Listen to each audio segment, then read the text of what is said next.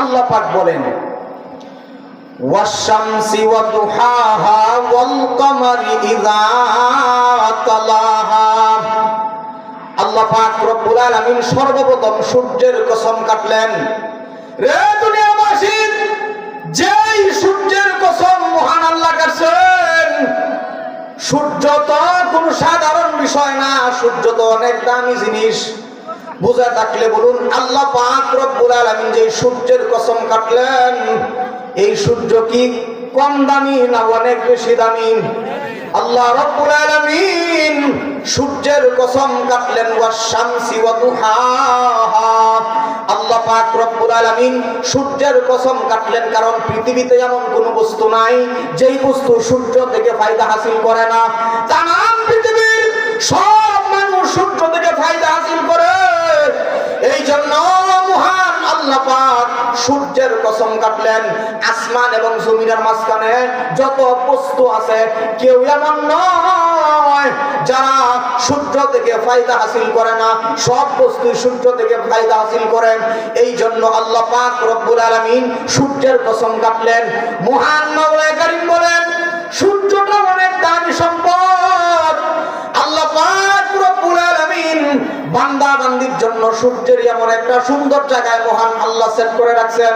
মুফাসসিরিনে কেরাম বলেন, মহান মাওলানা কারীম এই সূর্য এমন একটা জায়গায় সেট করছেন, যদি আর একটু উপরে মহান আল্লাহ সূর্যটা রাখতেন তাহলে তামাম পৃথিবীটা বরফ হয়ে যাইত।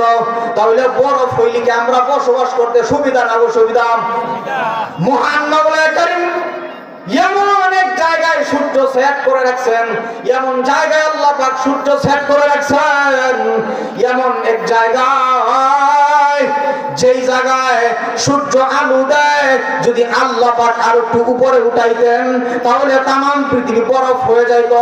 আর যদি এই সূর্য আর একটু নিচে নামায় দিতেন, আর একটু নিচে যদি মহান আল্লাহ এই সূর্য সেট করতেন, সূর্যের তাপে তামাম জমিনটা তামা হয়ে যেত। তাহলে কি তামার মধ্যে বসবাস করা সম্ভব? আল্লাহ পাক রব্বুল আলামিন এমন মাঝামাঝি জায়গায় সূর্যটা সেট করে রাখছেন বান্দা বান্দির জন্য চলাফেরা করতে সুযোগ হয়, আমার বান্দা বান্দি যেন সহজে জীবন যাপন করতে পারে। এই জন্য সূর্যটা মাঝামাঝি জায়গায় আল্লাহ সেট করছেন। মুফাসসিরিনে কেরাম বলেন, যেই সূর্য পূর্ব আকাশে উঠে পশ্চিম আকাশে ডুবে, রে দুনিয়ার ইমানদার, রে দুনিয়ার ইমানদার, শুনে রাখো, যেই সূর্যের কসম মহান আল্লাহ কাটলেন, যেই সূর্যের কসম মহান আল্লাহ কাটলেন, এই সূর্য প্রতিদিন পূর্ব আকাশে উঠে পশ্চিম আকাশে ডুবে, পূর্ব আকাশে উঠে পশ্চিম আকাশে ডুবে। মুফাসসিরিনে কেরাম বলেন, এই সূর্য একদিন পশ্চিম আকাশে উঠবে। সূর্যটা কোন দিন পশ্চিম আকাশে উঠবেন? মুফাসসিরিনে কেরাম বলেন, মহান মাওলানা কারীম কিয়ামতের 100 বছর পূর্বে। কয়শো বছর পূর্বে? কিয়ামতের 100 বছর পূর্বে, কিয়ামতের 100 বছর পূর্বে আল্লাহ পাক একদিন সূর্য উঠাবেন পশ্চিম আকাশে। মুফাসসিরিনে কেরাম বলেন, পশ্চিম আকাশে মহান আল্লাহ একটা তওবার দরজা সাজায় রাখছেন 70 মাইল লম্বা। দুনিয়ার বান্দা বান্দি যখন গুনার প্রতি আকৃষ্ট হইয়া তওবা করে, এই তওবাটা পশ্চিম আকাশ দিয়ে আল্লাহর দরবারে কবুল হয়ে যায়। মহান মাওলানা কারীম বলেন, একদিন এই সূর্য পশ্চিম আকাশে উঠবে।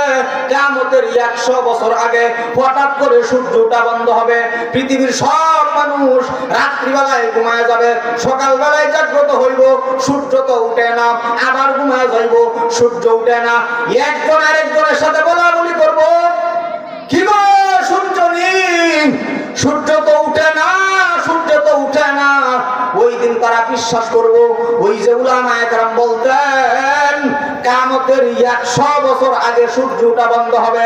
ওই তো আজকে দেখা যায় সূর্য উঠে না, সূর্য উঠবে না, হঠাৎ করে একদিন সব মানুষ তাকায় দেখবো সূর্য উঠছে, কিন্তু পূর্ব আকাশে নয়, পশ্চিম আকাশে। পশ্চিম আকাশে আবার কেমনে উঠবো? পশ্চিম আকাশে যেদিন সূর্য উঠবে, এই সূর্য দুপুর বেলায় মাঝ আকাশে আসবে। দুপুর বেলায় যখন মাঝ আকাশে সূর্য আসবে, আবার ডুববেও পশ্চিম আকাশে, উঠবেও পশ্চিম আকাশে, মাঝ আকাশে দুপুর বেলায় আসবে, ডুববেও আবার পশ্চিম আকাশে। কিয়ামতের 100 বছর পূর্বে এই সূর্য যেদিন পশ্চিম আকাশে উঠবে, দুপুর বেলায় মাঝ আকাশে আসবে, আবার পশ্চিম আকাশে ঢুকবে, আল্লাহ রাব্বুল আলামিন ওই দিনেই বান্দা বান্দির তওবার দরজা বন্ধ করে দিবেন। এরপরে টানা 100 বছর পর্যন্ত সূর্য পূর্ব আকাশে উঠবে, পশ্চিম আকাশে ঢুকবে, পূর্ব আকাশে উঠবে, পশ্চিম আকাশে ঢুকবে, টানা 100 বছর পর্যন্ত। ওই 100 বছরে মহান আল্লাহ কারো তওবা কবুল করবেন না। মুসলমান ইমানদার ভাইরা আমার, মহান আল্লাহ পাক রব্বুল আলামিন সূর্যটাকে খুব দামি বানাইছেন। এই জন্য আল্লাহ পাক সর্বপ্রথম কসম কাটলেন, ওয়াশ-শামসি ওয়া দুহাহা। আল্লাহ পাক রব্বুল আলামিন বলেন সূর্যের কসম এবং ওই দুহার কসম। এমন একটা সময়ের কসম আল্লাহ কাটছেন, এ দুনিয়ার মানুষ দেখবা সূর্য যখন সকালবেলা উঠে, তখন কিন্তু ফার্স্ট যখন সূর্য পূর্ব আকাশে উঠে, তখন কিন্তু সূর্যের দিকে তাকানো সম্ভব না। যখন সূর্যটা পরিপূর্ণভাবে সাফ হয়ে, যখন পরিপূর্ণভাবে সূর্যটা উঠে ইশরাক নামাজের সময়, এমন সময় কিন্তু পরিপূর্ণভাবে দেখা যায় সূর্য পূর্ব আকাশে উঠছে। মহান আল্লাহ এই গুরুত্বপূর্ণ সময়ের কসম কাটলেন, ইশরাক নামাজের কসম কাটলেন। মহান মাওলা কারীম ইশরাক নামাজের সময়ের কসম কাটলেন। এর কারণ এই সময়টা এমন দামি।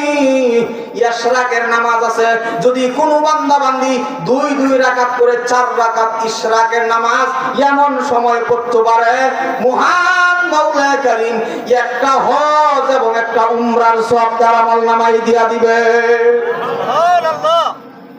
তাহলে সময়টা কি কম দামি না অনেক দামি? আল্লাহ পাক রব্বুল আলামিন এই জন্য সূর্যের কসম কাটলেন, ওয়াশ-শামসি ওয়া দুহাহা। আল্লাহ পাক রব্বুল আলামিন বলেন সূর্যের কসম এবং ওই সময়ের কসম, ওই দুহার কসম। মহান মাওলা কারীম এরপরে আয়াতে বলেন, ওয়াল কমারি ইযা তালাহা। মহান আল্লাহ বলেন চন্দ্রের কসম। মহান আল্লাহ বলেন চন্দ্রের কসম। কেন চন্দ্রের কসম মহান আল্লাহ কাটলেন? মুফাসসিরিনে কেরাম বুঝায় দিয়েছেন, 14 তারিখে যখন চন্দ্রের রাত হয়, 14 তারিখে যখন চন্দ্র আলো দেয়, আপনাদেরকে আগে একটা প্রশ্ন করি, মহান মাওলা তামাম পৃথিবীতে আমাদের জন্য এত ফল রাখছেন, সব ফলের মজা কি এক ধরনের না কয়েক ধরনের? কাঁঠালের মজাই একরকম, আমের মজাই আরেক রকম। মুফাসসিরিনে কেরাম বলেন মহান মাওলা কারীম 14 তারিখে যখন এই চাঁদ উঠে, এই চাঁদ যখন মিষ্টি একটা আলো দেয়, তখন যেই সমস্ত ফল মিষ্টি হয়, এই সমস্ত ফলের মিষ্টি ওই চন্দ্রের আলো থেকে আহরণ করে। তাহলে কি চন্দ্রের আলো সাধারণ নাকি? মহান আল্লাহ চন্দ্রের কসম কাটলেন এবং বুঝাই দিলেন চন্দ্র যখন সূর্যের পিছনে পিছনে যায়, মহান আল্লাহ বলেন, ওয়াল কমারি ইযা তালাহা ওয়ান নাহারি ইযা জাল্লাহা। মহান আল্লাহ দিনের কসম কাটলেন। মহান মাওলা কারীম সূর্যের কসম কাটলেন এবং চন্দ্রের কসম কাটলেন। এরপরে মহান আল্লাহ দিনের কসম কাটলেন, দিনের কসম, এবং পরে জাল্লাহা, মাঝামাঝি অবস্থায় যখন দিন আসে, ঠিক দুপুর বেলায় সূর্য যখন মাঝ আকাশে আসে, তখন কি সূর্যের দিকে তাকানো সম্ভব? সূর্য যখন দুপুর বেলা মাঝ আকাশে আসে, তখন কি তাকানোটা সম্ভব? মুফাসসিরিনে কেরাম বুঝায় দিবেন, রে বান্দা মনে রাখো, ঠিক দুপুর বেলা সূর্যের দিকে তুমি তাকাইতে পারো না, কারণ তোমার চোখের পাওয়ার দ্বারা সম্ভব না। মহান মাওলা কারীম কিয়ামতের দিন তোমার চোখকে এমন বরকত আল্লাহ দিয়া দিবেন, এই চোখ দিয়া মহান আল্লাহরে দেখতে পারবা। সুবহানাল্লাহ। আল্লাহ পাক রব্বুল আলামিন বলেন ওয়ান নাহারি ইযা জাল্লাহা। আল্লাহ পাক রব্বুল আলামিন দিনের কসম কাটলেন, মহান আল্লাহ দিনের কসম কাটলেন এবং মাঝামাঝি মাঝ দিনের বেলার কসম কাটলেন, যখন ঠিক দুপুর বেলায় সূর্য ওঠে এই সময়ের কসম কাটলেন। ওয়ান নাহারি ইযা জাল্লাহা ওয়াল লাইলি ইযা ইয়াগশাহা। আল্লাহ পাক রব্বুল আলামিন এর পরে রাতের কসম কাটলেন, মহান মাওলা কারীম রাতের কসম কাটলেন। আল্লাহ পাক রব্বুল আলামিন রাতের কসম কেটে বুঝায় দিলেন বান্দারা রাতের কসম আল্লাহ এই জন্য কাটছেন কারণ রাত আমার বান্দা বান্দির জন্য খুব উপকারী। মনে রাখবেন বান্দারা সারাদিন মাঠে জমিনে কাজ করে, রাত যদি আল্লাহ না দেন তাহলে কি ঘুমানো সম্ভব নাকি? কারণ দিনের বেলার ঘুম আর রাতের ঘুম অনেক ব্যবধান। রাতের ঘুমের চাইতে আরামদায়ক ঘুম কিন্তু দিনের বেলায় হয় না। মহান আল্লাহ পাক রব্বুল আলামিন দিনটারে সাজায় রাখছেন রাতের বেলার জন্য। আল্লাহ কুরআনুল কারীমে আরেক জায়গায় বলেন ওয়াজআলনা নাওমাকুম সুবাতা ওয়াজআলনাল লাইলা লিবাসা ওয়াজআলনান নাহারা মাআশা।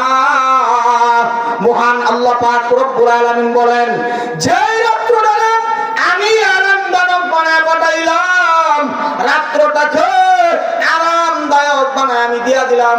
আমার বান্দা বান্দি সারাদিন কাজ করবে জমিনের মাধ্যমে, রাতের বেলায় আরাম করে বান্দা বিশ্রাম নিবে। কারণ একটানা যদি এক সপ্তাহ পর্যন্ত রাত থাকে বান্দার কি সুবিধা হইব না অসুবিধা হইব? আল্লাহ পাক রব্বুল আলামিন এই জন্য একদিন এক রাত করে সেট করে রাখছেন। মুসলমান ইমানদার ভাইরা আমার, মহান আল্লাহ এর পরের আয়াতে বলেন ওয়াল্লাইলি ইযা ইয়াগশাহা ওয়াস সামাই ওয়া মা বানাহা। আল্লাহ পাক রব্বুল আলামিন আসমানের কসম কাটলেন এবং আসমান যে সত্তা সৃষ্টি করেছেন সেই সত্তার কসম। বলেন আসমান কি আছে না নাই? আরো জোরে কোন। এক জাতের পণ্ডিত আছে এরা কয় আসমান বলতে কিছুই নাই, কারণ এরা তো জানে না আসমান যত উপরে, আসমানে যাওয়াই তো আর সুযোগ নাই, আসমান নাগাল হয় না, এখন কয় আসমান বলতে কিছুই নাই। মহান মাওলা কারীম সূরা মুলকের ভিতরে বলেন আল্লাযী খালাকা সাবআ সামাওয়াতিন তিবাকা। আল্লাহ পাক রব্বুল আলামিন বলেন মজবুতির সাথে আমি আল্লাহ 7টা আসমান বানাইলাম। কয়টা? 7টা। মজবুতির সাথে আমি আল্লাহ 7টা আসমান বানাইলাম। প্রথম আসমান মহান আল্লাহ স্ত্রীর পানি দ্বারা বানাইছেন। দ্বিতীয় আসমান মহান আল্লাহ লোহা দ্বারা বানাইছেন। তৃতীয় আসমান আল্লাহ পাক তামা দ্বারা বানাইছেন। চতুর্থ আসমান আল্লাহ পাক রূপা দ্বারা বানাইছেন। পঞ্চম আসমান মহান আল্লাহ স্বর্ণ দ্বারা বানাইছেন। ষষ্ঠ আসমান আল্লাহ পাক ইয়াকুত পাথর দ্বারা বানাইছেন। আর সপ্তম আসমান মহান আল্লাহ নূরের পাথর দ্বারা বানাইছেন। এইভাবে মহান আল্লাহ 7টা আসমান বানায় রাখছেন। স্তরে স্তরে 7টা আসমান বানায় রাখছেন। 7টা আসমান। এক নাম্বার আসমান স্ত্রীর পানি দ্বারা আল্লাহ বানাইছেন। দ্বিতীয় নাম্বার আসমান লোহা দ্বারা। তৃতীয় নাম্বার আসমান তামা দ্বারা। চতুর্থ নাম্বার আসমান রূপা দ্বারা। পঞ্চম নাম্বার আসমান স্বর্ণ দ্বারা।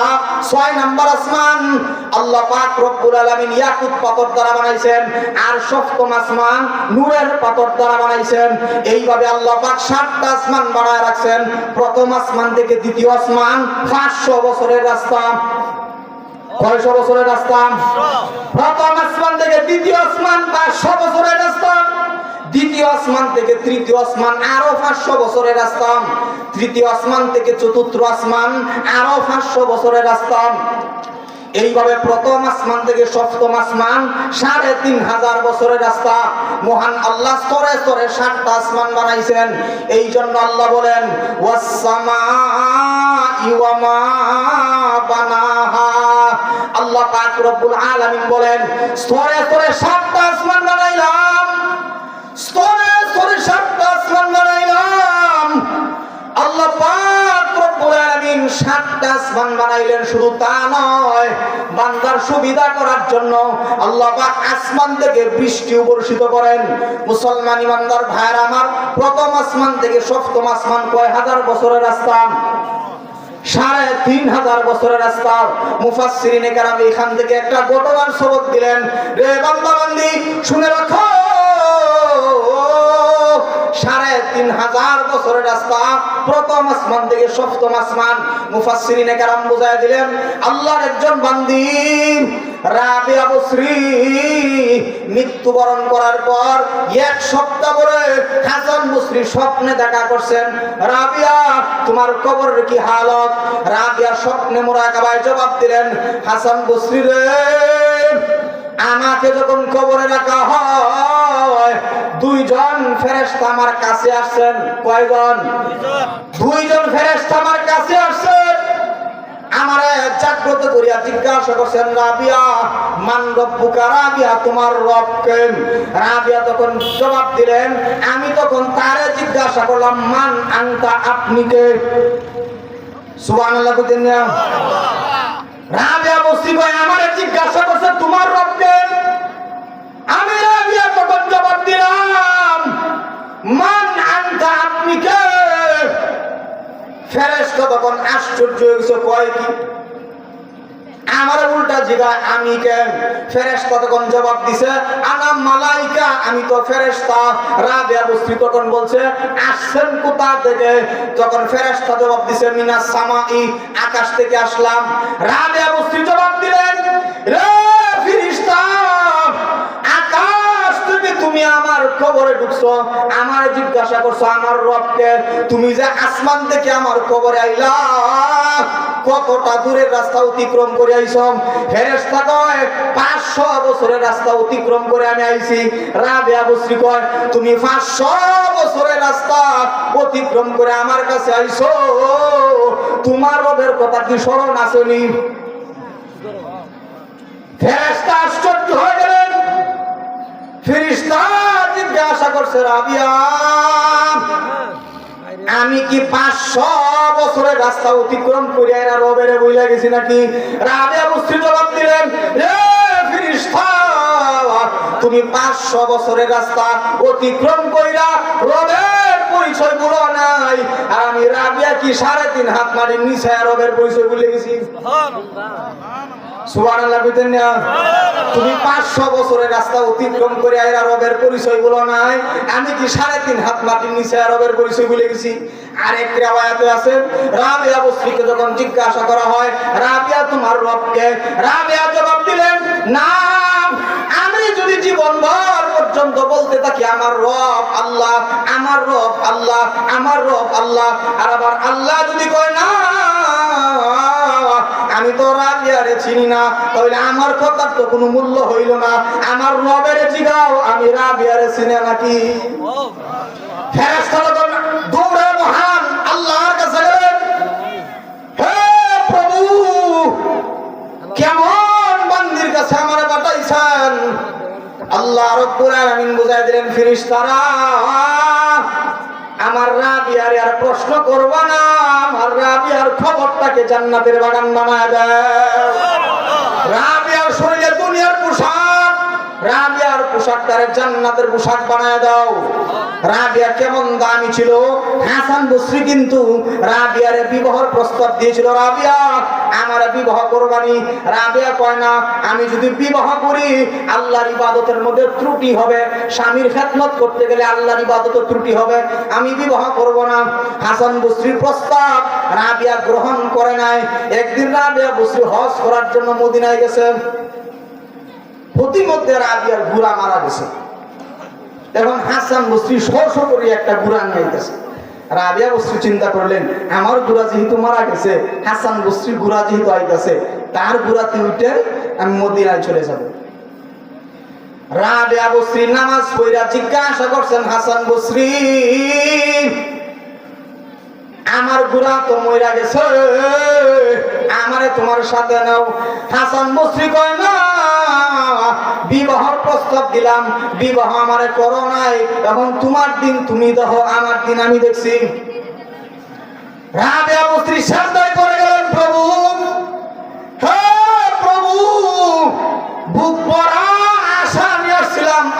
কবর জিয়ারত করার জন্য আমার ভাগ্য কি হইব না? রাবিয়া বসরি যখন গুরানিয়া রাস্তায় বিপদে পড়ে গেলেন, হাসান বসরি গুরানিয়া রাবিয়ার আগেই কাবাগরের দরজায় গেছেন, গিয়া দেখে কাবাগর তো নাই। সুবহানাল্লাহ, আর আসতে বলেন রাবিয়া বসরি যেই মুহূর্তে প্রতিমধ্যে হাসান বসরি কয় না প্রতি বছর তো এই জায়গায় কাবাগর পাইতাম, এখন কাবাগর কোথায়? এমনিতেই মহান আল্লাহর পক্ষ থেকে গায়বে একটা আওয়াজ, রে হাসান বসরি আশ্চর্য হয়ো না, রে হাসান বসরি আশ্চর্য হয়ো না, আমার একজন বান্দি রাবিয়া বসরি প্রতিমধ্যে তার ঘোড়া মারা গেছে, আমার কাছে আসতে পারে নাই, এই জন্য আমার কাবাগরটারে পাঠায় দিলাম আমার বান্দিকে আগায় আনার জন্য। তার সম্মান কতটুকু মুসলমান ইমানদার ভাইরা আমার, মহান আল্লাহ পাক আসমানের কসম কাটলেন, ওয়াসসামাই ওয়া মা বানাহা, আল্লাহ পাক রব্বুল আলামিন আসমানের কসম কাটলেন এবং আসমান সৃষ্টির সত্তার কসম। মহান মাওলা এর পরে বলেন ওয়াল আরদি ওয়া মা তুহাহা, আল্লাহ পাক জমিনের কসম কাটলেন, জমিনটারে যে মহান আল্লাহ বিছায়া দিলেন। মহান মাওলা কারীম কুরআনুল কারীমের আরেক জায়গায় বলেন আল্লাযী জাআলা লাকুমুল আরদা ফিরাশাও ওয়াস সামাআ বিনাআ ওয়া আনজালা মিনাস সামা'i মাআন فأخرج به من الثمرات رزقا لكم فلا تجعلوا لله أندادا وأنتم تعلمون। মহান মাওলা কারীম বুঝায় দিলেন, জমিনটাকে আমি বিছায়া দিলাম। রে বান্দা, আল্লাহ পাক কেন জমিনের কসম কাটলেন? জমিনটা আল্লাহ বিছায়া দিলেন, বান্দা বান্দির জন্য কেমন সুযোগ করে দিলেন? এই জমিনটাকে আল্লাহ এমন ভাবে বিছাইলেন, অতি শক্তও করে নাই আবার নরমও করে নাই, এমন শক্ত আল্লাহ করেন নাই যাতে হাল চাষ করতে বান্দার অসুবিধা হয়, আর এমন নরমও করেন নাই যাতে দুই তলা বিল্ডিং বলে নিচে ডাকতে পারে। আল্লাহ রব্বুল আলামিন কত সুন্দরভাবে জমিনটারে বিছায়া দিলেন। আমার তিলাওয়াতকৃত আয়াতে আল্লাহ বলেন জমিনটারে বিছায়া দিলাম, আকাশটারে ছাদ বানায় দিলাম, ও আনজালা মিনাস সামাই মাআন, এবং আসমান থেকে মহান আল্লাহ পানি বর্ষিত করেন, আসমান থেকে মহান আল্লাহ পানি বর্ষিত করেন। এই সাগরের পানি মহান আল্লাহ আসমানে কেমনে উঠায়? মুসলমান ইমানদার ভাইরা আমার, এই সাগরের মধ্যে সারা দুনিয়ার সব পানি সাগরের মধ্যে, এই সাগরের মধ্যে সূর্যের একটা তাপ পড়েন, দেখবেন ফাতিলের মধ্যে যদি তাপ দেওয়া হয় উপরে কি ফেনা উড়েনি? উড়ে না, দেখা যায় ফেনা, ডাকনা দেখবেন ভিজা, কিন্তু ফেনা না, এটাও কিন্তু পানি। মহান মাওলা কারীম এই সূর্যের তাপ, যখন সূর্যের তাপ সাগরের মধ্যে ফেলায়, সূর্যের তাপে সাগরে একটা বাষ্প হয়ে যায়, বাষ্প হইয়া এই পানি আল্লাহ পাক আকাশে উঠায় নেয়। আল্লাহ রাব্বুল আলামিন বলেন, রে ফেরেশতারা, আকাশে যেই পানি জমিন থেকে সাগর থেকে আকাশে উঠানো হয়েছে, এই পানি তো নাপাক পানি, এই পানির সাথে অনেক ময়লা লবণাক্ত পানি। আল্লাহ রাব্বুল আলামিন মিকাইল আলাইহিস সালাম রে আদেশ দেন, রে মিকাইল, এই যে নাও, তোমার একটা লাঠি দিলাম, বিসমিল্লাহ বলে পানিতে একটা বাড়ি দাও। মিকাইল আলাইহিস সালাম যখন বিসমিল্লাহ বলে এই পানিতে বাড়ি দেন, বাড়ি দেওয়ার সাথে সাথে লবণাক্ত আর ময়লা পানিটা ঝরে পড়িয়া যায়, স্পেশাল পানিটা আকাশে থাকে। আল্লাহ রাব্বুল আলামিন বলেন, এই স্পেশাল পানিটা আমার বান্দার যেইখানে যতটুকু প্রয়োজন হয়, জয় ফুটা প্রয়োজন হয়, তখন আকাশ থেকে বর্ষিত করি। তাহলে আল্লাহ পাক আমাদের প্রতি কি দয়া কম করছেন না অনেক বেশি করছেন? আল্লাহ বলেন ওয়াল আরদি ওয়া মা তুহাহা ওয়া নাফসি ওয়া মা সাওয়াহা। আল্লাহ পাকের এর পরের আয়াতে আরেকটা শেষ একটা কসম কাটলেন, মানুষের বডির কসম। মানুষের বডির কসম কেন কাটলেন? হযরত আদম আলাইহিস সালামকে যখন আল্লাহ আল্লাহ পাক সৃষ্টি করেছেন। আদম আলাইহিস সালামকে সৃষ্টি করে আল্লাহ পাক আদেশ দিলেন, আদমের বডিটা আমার সামনে আনো। যেই মুহূর্তে আদম আলাইহিস সালামের বডিটা মহান আল্লাহর সামনে আনা হয়, আল্লাহ পাক রব্বুল আলামিন পুরা বডিটা ফেরেশতাদের মাধ্যমে বানাইছেন। আদমের যে চেহারাটা, এই চেহারাটা মহান আল্লাহর কুদরতি হাতে বানাইছে। এই জন্য আল্লাহ মানুষের বডির কসম কাটলেন এবং এই বডির সৃষ্টিকর্তার সত্তার কসম কাটলেন। এই যে পূর্বে শুনছেন এত এত বিষয়ে আল্লাহ কসম কাটলেন কেন? এইবার মহান আল্লাহ বলেন, ফাআলহামাহা ফুজুরাহা ওয়া তাকওয়াহা। আল্লাহ পাক রব্বুল আলামিন বলেন, রে দুনিয়ার মানুষ, মহান আল্লাহ পাক ইম্পর্টেন্ট বিষয়ে বিষয়ে কসম কাটলেন। কসম কেটে একটা বিষয়ের জন্য আল্লাহ রব্বুল আলামিন বলেন, রে বান্দা বান্দি, তোমাকে একটা দুই জিনিসের স্বাধীনতা তোমাকে দেওয়া হয়েছে, তোমাকে ঢেলে দেওয়া হয়েছে দুই জিনিসের স্বাধীনতা। তুমি গুনাহও করতে পারবা, নেক কাজও করতে পারবা, তোমার আত্মাটা পবিত্র করতে পারবা এবং অপবিত্রও করতে পারবা। এই দুই জিনিসের স্বাধীনতা মহান আল্লাহ তোমাকে দিয়ে দিয়েছেন। মনে রাখবেন, তামাম পৃথিবীতে মহান আল্লাহ একসাথে দুই স্বাধীনতা কোন বস্তুকে দেন নাই। কারণ কাঁঠাল গাছে কি হয়? নাম ধরে কি গাম হয়? কাঁঠাল গাছে কি হয়? আল্লাহ রব্বুল আলামিন বলেন, কাঁঠাল গাছের স্বাধীনতা আমি আল্লাহ দিলাম, কাঁঠাল দিবি, আম দিতে পারবি না। আল্লাহ রব্বুল আলামিন একটা স্বাধীনতা দিবেন, কাঁঠাল গাছে কাঁঠাল হবে, আম গাছে আম হবে। মহান মাওলা তামাম পৃথিবীর মধ্যে কোন বিষয়কে একসাথে দুইটা স্বাধীনতা দেন নাই। একমাত্র মানুষকে মহান আল্লাহ দুই স্বাধীনতা দিবেন। তোমরা গুনাহও করতে পারবা, নেক কাজও করতে পারবা, পবিত্রও আত্মাটারে পবিত্র করতে পারবা, অপবিত্রও করতে পারবা। কিন্তু শুনে রাখো, কদ আফলাহা মান যাক্কাহা ওয়া কদ খাবা মান দাসসাহা। কিন্তু সফল হইব তারা আত্মা শুদ্ধ করছে যারা। যারা আত্মা শুদ্ধ তারাই সফল। মহান মাওলা কারীম বলেন, যাদের আত্মা পবিত্র তারা হইছে সফল, আর যাদের আত্মা অপবিত্র তারা কোনোদিন সফল না, তারা হইছে বিফল। আত্মা শুদ্ধ কি বুঝেন? আমরা আত্মার মধ্যে কিন্তু অনেক ভেজাল। মুসলমান ইমানদার ভাইরা আমার, মনে রাখবেন একটা জিনিস খুব ইম্পর্টেন্ট, কথাটা খুব মনোযোগ দিয়ে শুনবেন। আপনার শরীরে যদি রোগ হয়, বান্দা তোমার শরীরে যদি রোগ হয়, এই রোগে তোমার সর্বোচ্চ কবর পর্যন্ত নিতে পারবো। তুমি যদি চিকিৎসা না করাও রোগের শেষ পর্যন্ত মারা যাইবা, আর তো কিছু না। কথা বুঝতে পারছেন নি? তোমার যদি রোগ হয়, এই রোগে তোমার কবর পর্যন্ত নিতে পারবো। এ বান্দা, আর যদি তোমার আত্মায় রোগ হয়, এই রোগে তোমার জাহান্নামে নিব। তোমার শরীরের লোকে তোমার কবর নিব, আত্মা রূপ থাকলে তোমার জাহান্নামে নিব।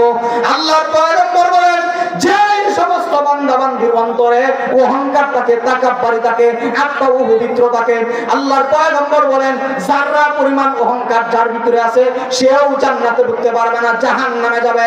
আর আজকে তুমি কোটি টাকার অহংকার হয়ে রাস্তা দিয়ে যাও, ও সালাম আমারে দোক আমি করে দিতাম।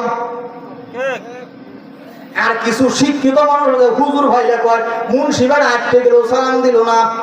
আরে বেড়া, তুই তো মুন্সিরে সালাম দেওয়ার দরকার আছে। কয় সালাম আমি কেড়ে দিতাম, আমারে দেও। মুসলমান ইমানদার ভাইরা আমার, মহান আল্লাহ পবিত্র আত্মার মানুষকে আল্লাহ কেমন প্রতিদান দেন, ও পবিত্র আত্মার মানুষকে কেমন প্রতিদান দেন। এরপরে আয়াতে আল্লাহ বলেন, কাযযাবাত সামুদ বিতাকওয়াহা। আল্লাহ কওমে সামুদের একটা ঘটনা উল্লেখ করছেন। এ বান্দা বান্দি, মহান আল্লাহ সামুদ সম্প্রদায়ের একটা ঘটনা উল্লেখ করছেন। এই ঘটনার মধ্যে বুঝতে পারবা পবিত্র আত্মার প্রতিদান আল্লাহ কেমন দেন, ও পবিত্র আত্মার প্রতিদান আল্লাহ কেমন দেন। সামুদ একটা গোত্রের নাম। আল্লাহ পাক সূরা শামসের ভিতরে বলেন, আত্মা পবিত্রকারীর ফল কেমন, অপবিত্রকারীর ফল কেমন। আল্লাহ রাব্বুল আলামিন বলেন, সামুদ সম্প্রদায়ে মহান আল্লাহ একজন পয়গম্বর পাঠাইছিলেন, যার নাম হচ্ছে সালেহ আলাইহিস সালাম। সালেহ আলাইহিস সালাম দিনের দাওয়াত দেন। এরা তো মূর্তি পূজারী, এরা মূর্তির ফর সেজদা দেয়। আর পয়গম্বর সালেহ আলাইহিস সালাম দিনের দাওয়াত দেন, আসো ঈমানের মালা গলায় লাগাও আর জান্নাতে চলে যাও। কিন্তু এরা বিশ্বাস করে না। সালেহ আলাইহিস সালাম বহুদিন পর্যন্ত দিনের দাওয়াত দিলেন, এরা বিশ্বাস করে না। শেষ পর্যন্ত এই হিন্দু মূর্তি পূজারীদের মধ্যে একজন লিডার ছিল। এই লিডার সমস্ত মূর্তি পূজারীদেরকে একসাথে ডাকছেন, ডাকা কয় আমরা তো সর্বনাশ করিয়াছে, সালেহ পয়গম্বর তারে আটকানির প্রয়োজন। কয় কেমনে আটকাইবা? কয় সালেহ আলাইহিস সালাম, সালেহ আলাইহিস সালাম দিনের দাওয়াত দেন, সত্য ধর্মের দাওয়াত দেন, সে দাবি করে, তাহলে তারে কেমনে আটকানি যায়? সালেহ পয়গম্বরকে ডেকে নিয়ে আনো। সালেহ পয়গম্বরকে আনা হয়। এই মুহূর্তে সালেহ আলাইহিস সালামকে বোঝানো হয়েছে, ও পয়গম্বর, আপনি যদি সত্য হন, আমরা একটা কুদরতের নিদর্শন দেখতে চাই, আমাদের একটা নিদর্শন দেখাইবেন। এই নিদর্শন দেখে আমরা কালমা পড়ব। কয় কি নিদর্শন?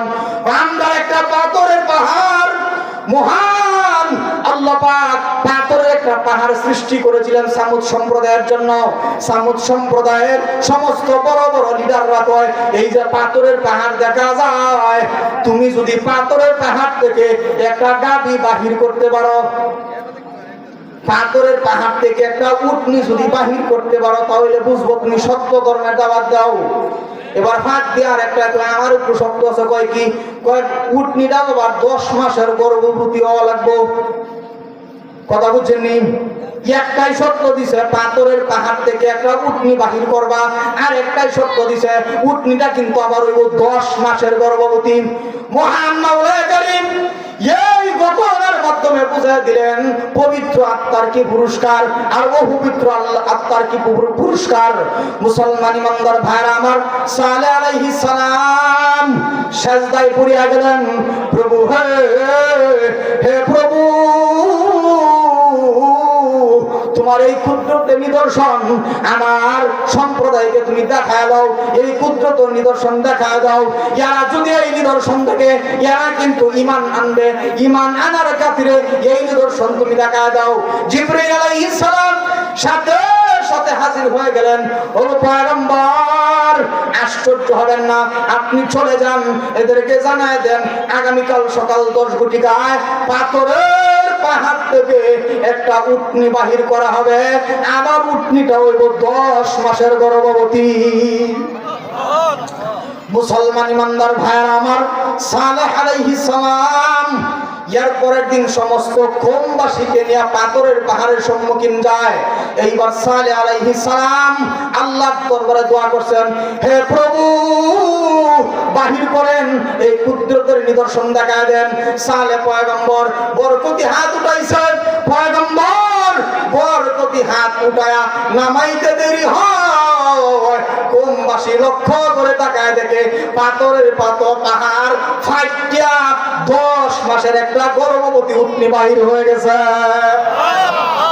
এখন অনেকজনে কালমা পড়ে মুসলমান, অনেকজনে ইমানদার। হায় রে, এটা কেমন কুদরতের নিদর্শন। এখন কিন্তু এই উটনি কিন্তু আল্লাহর উটনি। এই উটনির কিন্তু একটা দোষ আর একটা গুণ। দোষ হইল সেই সম্প্রদায়ের মানুষের পানি পান করার জন্য একটা কুয়া ছিল, আর উটনি যেই দিন পানি খায় এই কুয়ার সব পানি একলাই খাওয়ালাম। রম্বাহী মানুষ কি কইব? মুহতারাম হাজিরিন,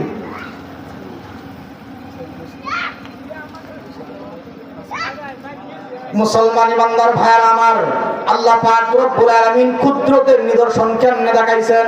সালেহ আলাইহিস সালাম এইবার উটনি যখন বাহির হলেন, উটনি যখন পানি পান করে এই গুত্রের সব পানি একলাই খায়া ফেলায়। আর কিন্তু উটনির আর একটা গুণ আছে, উটনি যে দুধ দেয় এই দুধ পুরা কওমের সব মানুষ খাবার জোরবার থাকে। যখন সালেহ আলাইহিস সালাম বন্টন করে দিলেন, যেই দিন উটনি পানি খাইবো ওই দিন তোমরা পানি খাইও না, ওই দিন দুধ খাইবা, আর যেদিন উটনি পানি না খায় ওই দিন তোমরা পানি খাইবা। সালেহ আলাইহিস সালাম সুন্দর করে নিদর্শন করে দিলেন, ইনসাফের বন্টন করে দিলেন। কিন্তু বেঈমান যারা, ইয়ার মনে জ্বালা শুরু হয়ে গেছে, না এই উটনিরে হত্যা করার দরকার। কি করব? উটকে হত্যা করে ফেলব। সালেহ আলাইহিস সালাম জানাই দিলেন, ফাকালা লাহুম রাসূলুল্লাহ নাকাতাল্লাহি, এটা আল্লাহর উটনি, নাকাত